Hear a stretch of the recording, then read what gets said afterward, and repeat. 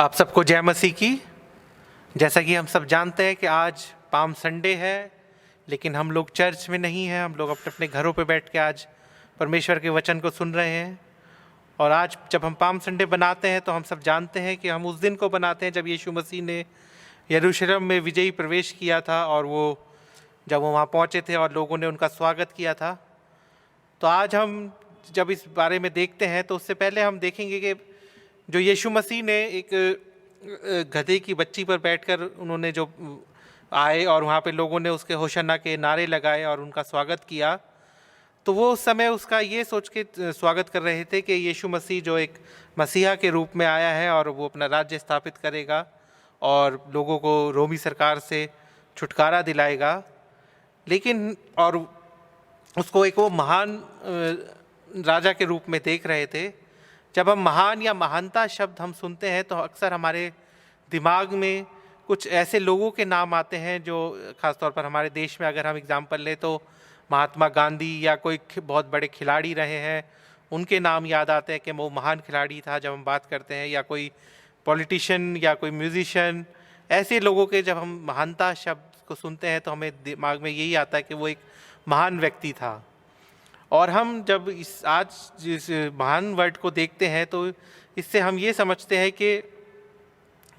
कोई व्यक्ति जो बहुत बड़ा काम करता है या उसकी बहुत लोग उसके काम की तारीफ़ करते हैं और उसको महान मानते हैं उसके काम की वजह से। और या फिर लोग हम ये देखेंगे आज के किस तरह से अगर हम महान बनना चाहते हैं तो हम कैसे बन सकते हैं। और यही एग्जाम्पल जब हम देखते हैं कि पीछे अगर हम जाएं थोड़ा सा आज की रीडिंग से, जो आज हमारी मरकुस 11 और 1 से 11 तक जो रीडिंग है उसके पीछे जाएं तो 10वें अध्याय में हम देखते हैं कि यीशु मसीह के चेले, जिसके बारे में हमने 2 संडे पहले विचार भी किया था, कि जब याकूब और यूहन्ना यीशु मसीह के पास आकर कहते हैं कि हे गुरु, हम चाहते हैं कि तू जो कुछ हम मांगे तू हमारे लिए वही कर। तो यीशु मसीह उनसे कहते हैं कि तुम क्या चाहते हो कि मैं तुम्हारे लिए करूं। तो उन्होंने कहा कि हमें जब तेरी महिमा में तू आए तो हमें एक को दाहिने और दूसरे को बाएं बैठने का अधिकार दे। तो लिटरली वो इस समय ये कह रहे थे या वो ये चाहते थे यीशु मसीह से कि उनको उसके राज्य में दाएं और बाएं बैठने जो क्या अधिकार दे, क्योंकि वो फर्स्ट और सेकंड होना चाहते थे। वो उसके राज्य में या उसकी जो यीशु मसीह ने जो महिमा की वो कह रहे कि तो अपनी महिमा में, कि वो उसकी महिमा में अपने आप को भी महान होना चाहते थे, अपना वो इज्जत चाहते थे, वो महिमा चाहते थे। और वो ये चाहते थे कि लोग उनको जाने, उनकी इज्जत करें और लोग उनकी तारीफ़ करें। और तो ये चीज़ वो इस समय आके वो यीशु मसीह से वो मांग रहे थे कि उनको यीशु मसीह के महिमा में, उसके राज्य में उनको महानतम स्थान मिले। लेकिन उससे पहले वाली वर्षों में यीशु मसीह को हम देखते हैं कि वो तीसरी बार अपने मृत्यु का जो भविष्यवाणी थे वो अपने चेलों को कर चुके थे। और फिर हम देखते हैं कि जब वो दोनों आके यीशु मसीह से ये बात बोलते हैं तो जो बाकी के जो 10 चेले थे वो इस बात से नाराज़ हो जाते हैं कि वो ऐसे कैसे ये बात कर सकते हैं, कि ऐसे कैसे आके वो ये अधिकार मांग सकते हैं। तो उससे लेकिन अगर उनके लिए भी देखा जाए, अगर 9वें बाब की 33 से 37 आयत में हम देखें तो वहाँ पे वो सारे मिलकर आपस में बहस कर रहे थे कि उनमें से महान कौन है, तो वो उनमें से बड़ा कौन है। तो ये चीज़ वो पहले से ही कर रहे थे। तो ऐसा नहीं है कि वो लोग शरीफ थे या वो ये उनके दिमाग में ये बात नहीं थी, तो वो ये इस चीज़ को पहले ही वो बहस कर चुके थे। और शायद इसी वजह से यूहन्ना और याकूब और यूहन्ना के मन में भी ये बात आ गई होगी कि हम पहले ही जाकर यीशु मसीह से इस विषय पे बात कर लेते हैं। फिर हम देखते हैं कि यीशु मसीह उनको इस मौके का फ़ायदा लेते हैं और उनको सिखाते हैं। वो बताते हैं कि यीशु ने उनको पास बुलाकर कहा, तुम जानते हो कि अन्य जातियों के हाकिम समझते हैं कि उन पर प्रभुता करते रहे और उनमें से जो बड़ा है उन पर अधिकार जताता है, पर मैं तुमसे ऐसा नहीं, वरन जो कोई तुम में बड़ा होना चाहे वह तुम्हारा सेवक बने, और जो कोई तुम में प्रधान होना चाहे वह तुम्हारा दास बने। क्योंकि मनुष्य का पुत्र इसलिए नहीं आया कि उसकी सेवा टहल की जाए, पर इसलिए आया कि वह आप सेवा टहल करे और बहुतों की छुड़ौती के लिए अपने प्राण दे। तो यीशु मसीह उनको सिंपली ये बता रहे हैं कि जो परमेश्वर का राज्य है उसका जो नियम है वो एकदम उल्टे हैं। वहाँ पे अगर तुम्हें महानता चाहिए, ग्रेटनेस चाहिए, तो वहाँ पे तुम्हें एक दूसरे का सेवक बनना पड़ेगा, एक दूसरे का की सेवा करनी पड़ेगी। और जो सेवक शब्द है, अगर हम न्यू टेस्टमेंट में देखें तो 6 अलग अलग ग्रीक वर्ड को यूज़ किया गया है सर्वेंट वर्ड के लिए या सेवक के लिए। और यहाँ पे जो यीशु मसीह जिस वर्ड का इस्तेमाल कर रहे हैं, तो वो उसका मतलब ये है कि अपने आप को पूरा दीन कर देना और दूसरों की ज़रूरतों का ख्याल रखना, दूसरों की ज़रूरतों को पूरा करना और उनके सामने एकदम अपने आप को सेवक बन के उनकी हर एक जो भी काम है उसको करना। और साथ ही साथ सेवक शब्द के साथ या जो सर्वेंट है, यीशु मसीह एक और शब्द जोड़ते हैं, दास, स्लेव। एक दूसरे के सर्वेंट बनो, स्लेव बनो, एक दूसरे के सेवक बनो, यहाँ तक कि वो कहते हैं कि एक दूसरे के दास बनो। तो यहाँ पे जब यीशु मसीह दास कहते हैं तो इसका मतलब है कि वो जो सेवक या जो दास है, वो जो दास होता था उसका ये होता था कि वो बिल्कुल उसका अपने ऊपर कोई अधिकार नहीं होता था, उसके ऊपर सारा अधिकार उसके मालिक का होता था, उसका अख्तियार होता था उसके ऊपर। यहाँ तक कि उसके जीवन जीने और मरने में भी उसका ही अधिकार होता था, उसकी अपनी मर्जी नहीं होती थी, उसके मालिक की मर्जी होती थी। लेकिन अगर हम पहली सदी में देखें तो जो सेवक होता था, अगर उसको उस समय के कल्चर को अगर हम समझें तो उसमें जो सेवक होता, एक टर्म यूज़ होता था लव स्लेव। तो इसमें ये वो लव स्लेव वो होता था, या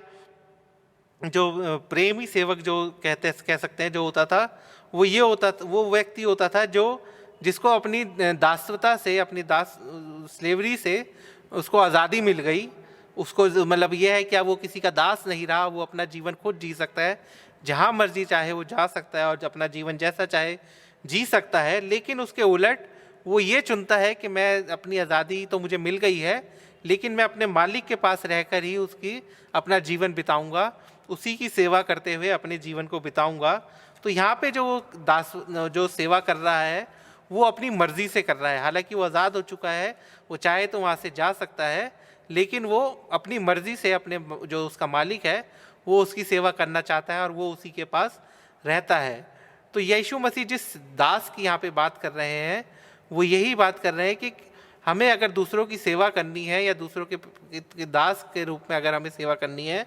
तो वो हमें अपनी मर्जी से करनी है। हमारे पास किसी का प्रेशर नहीं होगा कि हम किसी के दास हैं और हमें सेवा करनी है, लेकिन हमें अपनी मर्जी से उसकी वो सेवा करनी है। अपनी मर्जी से जो यीशु मसीह जैसा चाहते हैं सेवक बनना, हमें सेवक बने, दास बने, तो वो हम अपनी मर्जी से उसको करने के लिए अपनी मर्जी से हम उसको स्वीकार करें।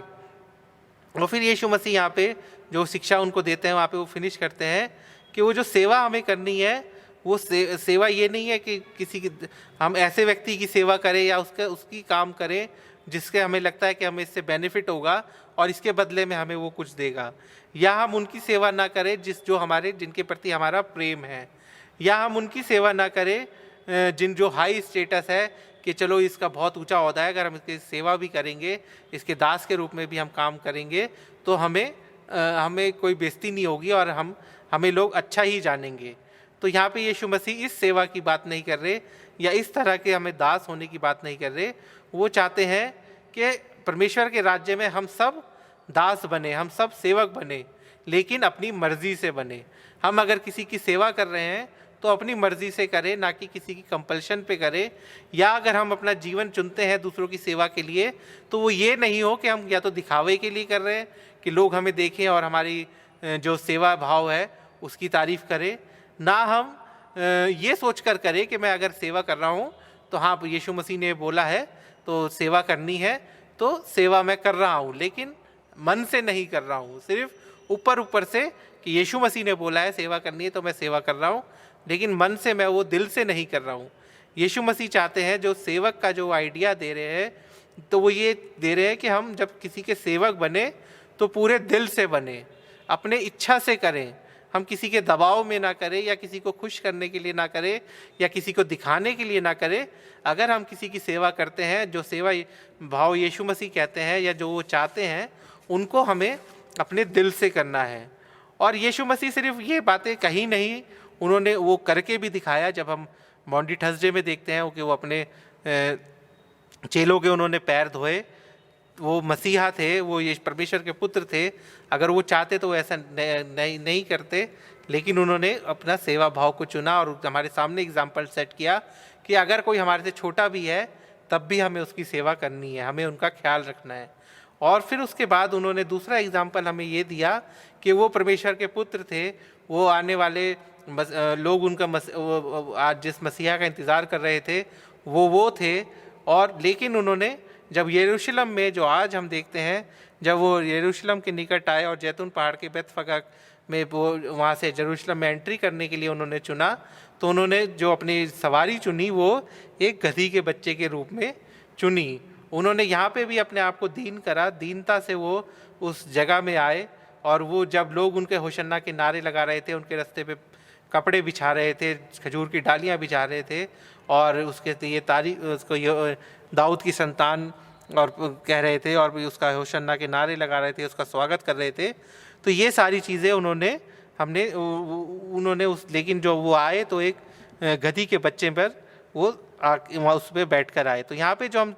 डिटेल जो सबसे की चीज़ देखते हैं वो देखते हैं कि यीशु मसीह किस चीज़ की सवारी कर रहे हैं। वो एक विजेता राजा के रूप में नहीं उन्होंने एंट्री करी कि वो घोड़े पर बैठकर अपनी सेना के साथ वहाँ पे आ रहे थे, लेकिन उन्होंने एक शांति के राजा की तरह, शांति के राजकुमार की तरह उसने गधी के बच्चे पर वो वहाँ पर बैठकर उन्होंने एंट्री की और वहाँ पे वो आए। क्योंकि वो ज़मीनी राजा के रूप में नहीं आए थे कि ज़मीन पर उनका राज्य हो, ना वो एक सैनिक बड़ी सेना लेके आए थे, और वो जो रोमी सरकार से जो यहूदी थे उनको आज़ाद कराने के लिए, बल्कि वो एक शांति के दूत और एक करुणामय के रूप में और एक दीनता के साथ वो एक सेवक के रूप में आए, जिसकी भविष्यवाणी 500 साल पहले हम देखते हैं अगर, तो जकरिया उसके 9 बाप और उसकी 9वीं आयत में की गई थी, जिसके बारे में तो वैसे ही यीशु मसीह आए। और वहाँ लिखा था, हे सिय्योन बहुत ही मगन हो, हे यरूशलेम जय जयकार कर, क्योंकि तेरा राजा तेरे पास आएगा, वह धर्मी और उद्धार पाया हुआ है, वह दीन है और गधे पर वरन गधी के बच्चे पर चढ़ा हुआ आएगा। तो जो भविष्यवाणी यीशु मसीह के लिए की गई थी 500 साल पहले, वही उसी तरह से यीशु मसीह ने उस दिन यरूशलेम में एंट्री की और वहाँ पे वो आए। और जो एक सेवक का, जिसके बारे में, जो यीशु मसीह के सेवक के रूप में जिसके बारे में इशाया 53 में भी लिखा है, जो हमारी ओल्ड टेस्टमेंट रीडिंग थी,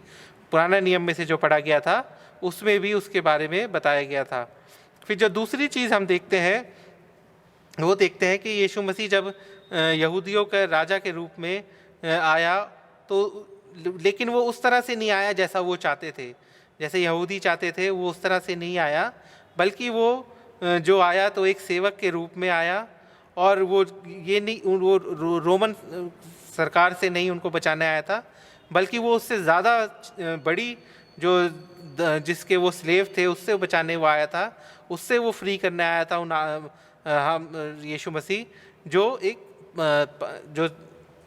गुलामी का जो पाप की गुलामी थी उससे आज़ाद कराने आया था। तो हम देखते हैं कि यीशु मसीह जो एक राजा के रूप में आया, तो वो उनको